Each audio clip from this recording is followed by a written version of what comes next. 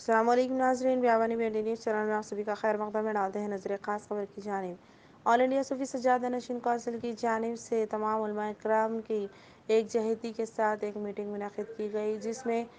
اسلامی معاشرے کی برائیوں پر روشنی ڈالی گئی۔ قتل اور نشہ کے خلاف عظیم مہم کے ساتھ اسلامی معاشرہ کے لیے یہ پروگرام منعقد کیا گیا، جس میں نشہ اور قتل جیسی بڑی برائیاں جس میں آج کل کے نوجوان ملوث ہیں، اس کے بارے میں روشنی ڈالی گئی۔ اس میٹنگ کو حضرت سید نصیر الدین چشتی چیئرمین صاحب کی زیر سرپرستی میں منعقد کیا گیا۔ سید عبدالقادر قدری وحید پاشا کوآرڈینیٹر نے اس کی نگرانی کرتے ہوئے اسے کامیاب تک پہنچایا ہے۔ مولانا خسرو پاشا صاحب افضل بیابانی رحمۃ اللہ علیہ بارگاہ شریف سجادہ نشین اور احمد نقشبندی کے ساتھ دیگر مختلف مقامات کے سجادہ نشین اور مولانا حضرات اس میٹنگ میں موجود تھے۔ ڈالتے ہیں سلسلے میں خصوصی رپورٹ پر نظر بیابانی بیڈی نیوز چینل کے ذریعے۔ اسی طرح کی معلومات کے لیے بیابانی بیڈی نیوز چینل کو لائک، شیئر اور سبسکرائب کریں۔ جزاک اللہ۔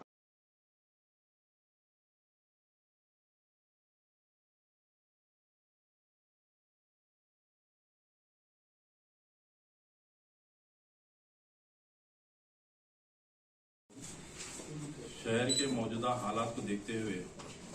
آئے دن جرائم بڑھتے ہوئے جرائم کو دیکھتے ہوئے، جیسے کہ قتل اور نشہ وغیرہ جو عادی لوگ جو سڑکوں پر گھوم رہے ہیں، اور آئے دن ابھی جیسا اطلاع ملی کہ ایک مہینے میں 18 قتل ہو چکے ہیں، تو ان تمام چیزوں کو دیکھتے ہوئے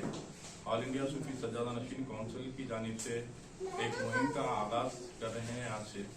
قتل اور نشے کے خلاف اصلاح معاشرہ جس کا نام رہے گا مہم کا، جس کے اندر تمام یہ علماء جو آپ کے سامنے موجود ہے، ان تمام کا تعاون رہے گا ساتھ میں، جس میں قابل ذکر حضرت مولانا سید شاہ اولیاء حسین مصطفیٰ پاشا قبلہ قائد اہل سنت، اور مولانا احمد نقشبندی صاحب شان دکن، اور حضرت سید کلیم اللہ حسینی کاشف پاشا صاحب، مولانا احمد باودیر صاحب، مولانا خواجہ شجاع الدین افتخاری صاحب، مولانا حافظ مظفر حسین خان صاحب اور مولانا خسرو بیابانی صاحب، ان تمام حضرات کا تعاون ساتھ میں رہے گا انشاءاللہ۔ اور اللہ کرم سے یہ تمام لوگ کی ایک متفقہ ایک فکر، سب کی رائے ایک ہی رائے ہے کہ اس مہم کا جو ہے آغاز کیا جائے اور گلی گلی ایک اچھا میسیج دیا جائے۔ تو اس سلسلے میں آج ایک پوسٹر ریلیز بھی کیا جا رہا ہے، اور اس کے بعد آگے کے تفصیلات آپ کو تمام علماء بتائیں گے انشاءاللہ۔ ورحمۃ اللہ وبرکاتہ۔ اعوذ باللہ من الشیطان الرجیم، بسم اللہ الرحمن الرحیم۔ او فساد فی الارض فکأنما قتل الناس جميعا ومن احیاها فکأنما احیا الناس جميعا، صدق اللہ العظیم۔ اللہ تبارک و تعالی اپنے مقدس کلام قرآن مجید کے ذریعے سے بندوں کو اس بات سے آگاہ کر رہا ہے کہ اگر کوئی زمین میں بغیر کسی سزا کے ناحق قتل کرتا ہے، کسی ایک کا قتل کرتا ہے، تو گویا کہ وہ ایک قتل نہیں، قتل الناس جميعا، پورے معاشرے کا قتل ہے۔ ومن احیاها، اگر کوئی کسی ایک کی جان بچاتا ہے تو وہ ایک کی جان نہیں، فکأنما احیا الناس جميعا، وہ پورے معاشرے کی جان بچاتا ہے۔ تو اس سے پتہ چل رہا ہے کہ قرآن نے مکمل طور پر قتل و غارت گری کی مخالفت کی اور اسے پورے معاشرے کی تباہی و بربادی کا سبب بتایا۔ اسی لیے آج جو قتل و غارت گری کا سلسلہ ہمارے شہر حیدرآباد میں چل پڑا ہے، معمولی چیزوں پر، چھوٹی چھوٹی باتوں پر کسی کا ناحق قتل کر دینا، بغیر کسی جو ہے اس کو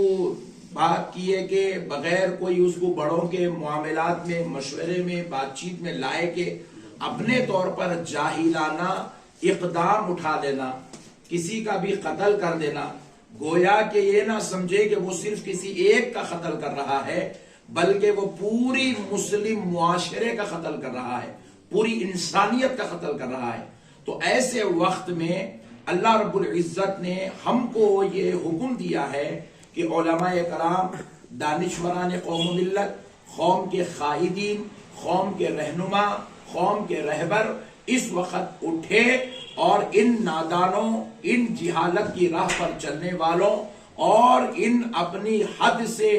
آگے تجاوز کر جانے والوں کے کان پکڑیں، ان کو سمجھائیں، ان کو سکھائیں، ان کو بتلائیں کہ تمہاری ان نازیبا حرکتوں کی وجہ سے پورا معاشرہ، پوری ملت اسلامیہ دنیا میں بدنام ہو رہی ہے، ذلیل و خوار ہو رہی ہے۔ یہ وہ حیدرآباد ہے جس کو مدینۃ الاولیاء کہا جاتا ہے۔ یہ اولیاء کا شہر ہے، علم کا شہر ہے، اللہ کے نیک محبوب بندوں کا شہر ہے۔ بڑی بڑی خانقاہیں، بڑی بڑی جامعات یہاں موجود ہے۔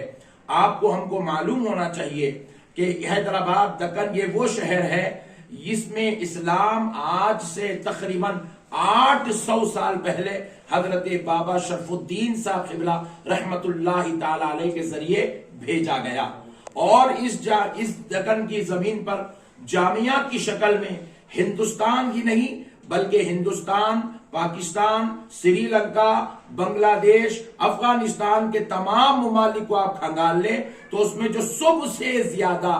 قدیم جامعہ ہے اس مدرسے کا نام جامعہ نظامیہ ہے، اور یہاں پر بڑے بڑے اکابر اولیاء اللہ آرام فرما رہے ہیں۔ ایسے شہر کے اندر چند جاہل لوگ، چند نازیبا حرکتیں کرنے والے کچھ ایسی حرکتیں کر کے گزرتے ہیں جس کی وجہ سے پوری ملت اسلامیہ بدنام، پورا معاشرہ بدنام، شہر کا نام بدنام۔ آج پورے ملک میں حیدرآباد کے نام کو ان قاتلوں نے متاثر کر دیا ہے۔ ایک طرف قتل و غارت گری کا سلسلہ ہے، دوسری طرف سود کا کاروبار انتہائی عروج پر پہنچ چکا ہے۔ غریبوں، یتیموں، بے کسوں، بے سہارا لوگوں کو سود کے نام پر لوٹا جا رہا ہے، حتیٰ کہ اس وقت پورا شہر شرمسار ہو گیا جب ایک شخص نعوذ باللہ پیسے کے نام پر عورتوں کے عریانیت والے ویڈیوز بنا رہا تھا، ننگے ویڈیوز بنا رہا تھا۔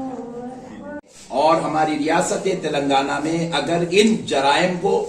اس فساد کو، اس بربادی کو اگر روکنا ہے تو میں یہ سمجھتا ہوں کہ اسلامی معاشرتی نظریے کے حساب سے ہمارے پاس دو چیزوں کا بہت اہم طریقے سے اس پر ہمیں توجہ دینے کی ضرورت ہے۔ پہلی چیز ہے کہ علماء کرام، دانشوران قوم ملت، قائدین اور رہنما عوام کو اس بات سے مکمل طور پر آگاہ کرے کہ یہ وہ کتنا بڑا جرم کر رہے ہیں، کتنی بڑی جہالت کر رہے ہیں، جس کی وجہ سے پورا معاشرہ بدنام ہو رہا ہے، ذلیل و رسوا ہو رہا ہے۔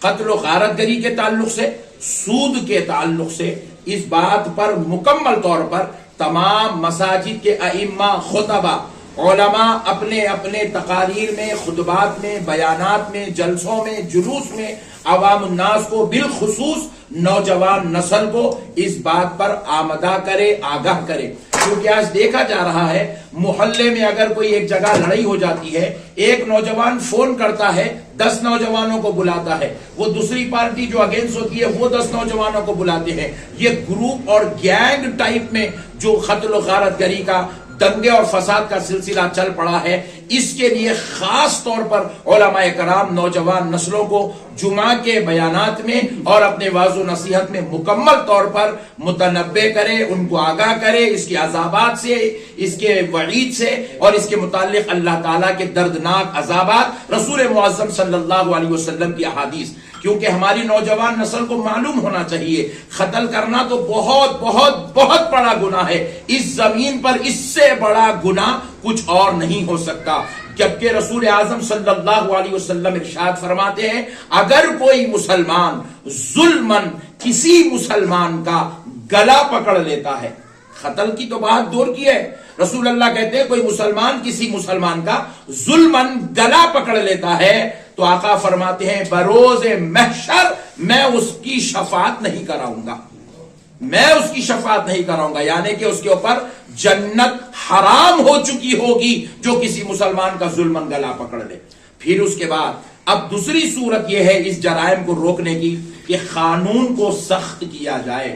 ہم ہمارے قانون کے جو ذمہ دار حضرات ہیں ان سے مؤدبانہ التماس کرتے ہیں کہ قانون کو سخت کیا جائے۔ قانون میں نرمی کی وجہ سے بھی ان لوگوں کے دلوں میں ہمت بڑھتی جا رہی ہے۔ یہ بڑی آسانی کے ساتھ 17 18 سال 20 سال 25 سال کے بچے آج جو ہے قتل و غارت گری میں مبتلا ہو رہے ہیں، قاتل بن رہے ہیں، زندگیاں برباد ہو رہی ہے، کیونکہ جب یہ قتل کرتے ہیں تو یہ بھی برباد ہوتے ہیں، ان کی آل و اولاد بھی برباد ہوتی ہے، ان کا خاندان بھی بدنام ہوتا ہے، ان کے کاروبار بھی متاثر ہوتے ہیں، ان کی تجارتیں بھی تباہ ہوتی ہے۔ تو ایسی صورت میں اسلام نے کیا کیا؟ میں یہ نہیں کہہ رہا ہوں کہ اسلام نے جو قانون دیا وہ قانون نافذ کیا جائے، بلکہ اسلام کی ایک حکمت بتلانا چاہتا ہوں قرآن کے حوالے سے، تاکہ پتا چلے کہ اسلام نے ان قاتلوں کے تعلق سے جو سخت پنجہ کسا ہے، قانون بنایا ہے، ہم کو بھی چاہیے کہ ہم اتنا سخت قانون نہ بنائیں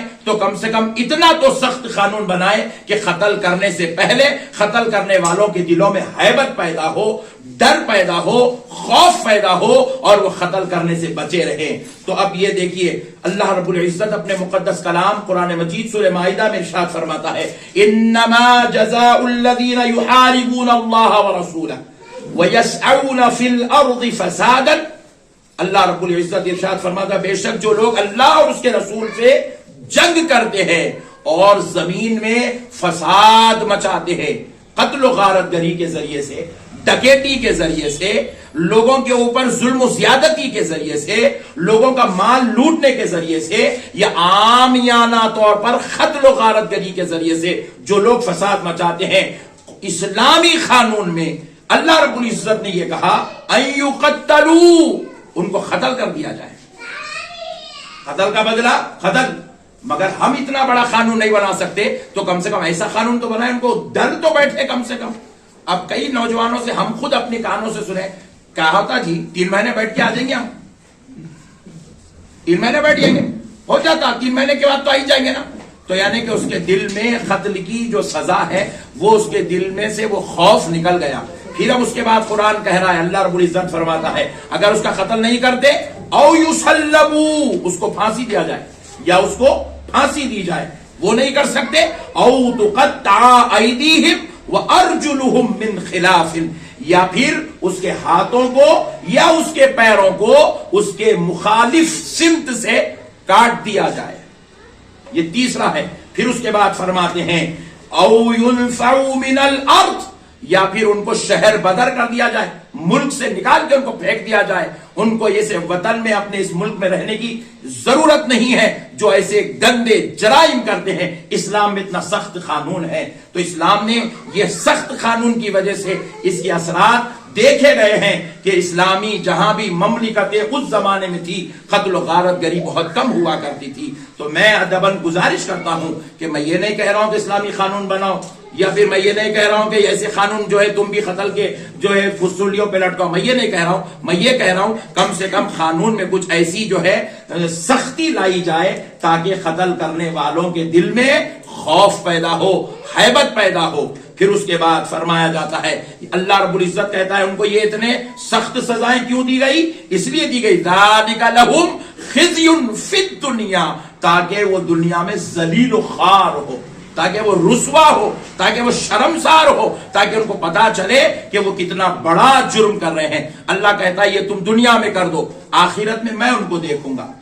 اللہ کہہ رہا ہے ان کی سزا دنیا میں بھی ہے، آخرت میں بھی۔ آخرت میں کیا سزا ہے؟ وَلَهُمْ فِي الْآخِرَةِ عَذَابٌ عَظِيمٌ، ان کو دردناک عذاب آخرت میں دیا جائے گا، سخت ترین عذاب آخرت میں دیا جائے گا۔ اسی لیے میرے بھائیوں، میں بالخصوص حیدرآباد کے نوجوانوں سے گزارش کرتا ہوں، میرے بھائیوں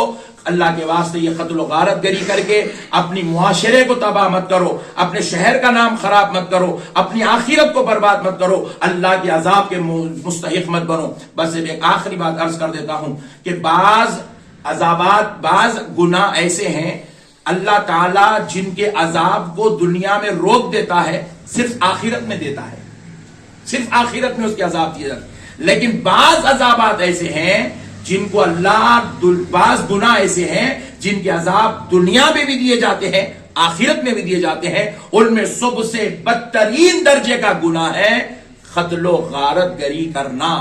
ناحق کسی کا خون کر دینا، چھوٹی چھوٹی باتوں پہ گلے کاٹ دینا، جان لے لینا. یہ جو ہے اتنا بدترین درجے کا گناہ ہے، دنیا میں بھی اس کی سزا دی جائے گی، آخرت میں بھی سزا دی جائے گی. لہذا نوجوانوں، بالخصوص کاروباری معاملات کرنے والے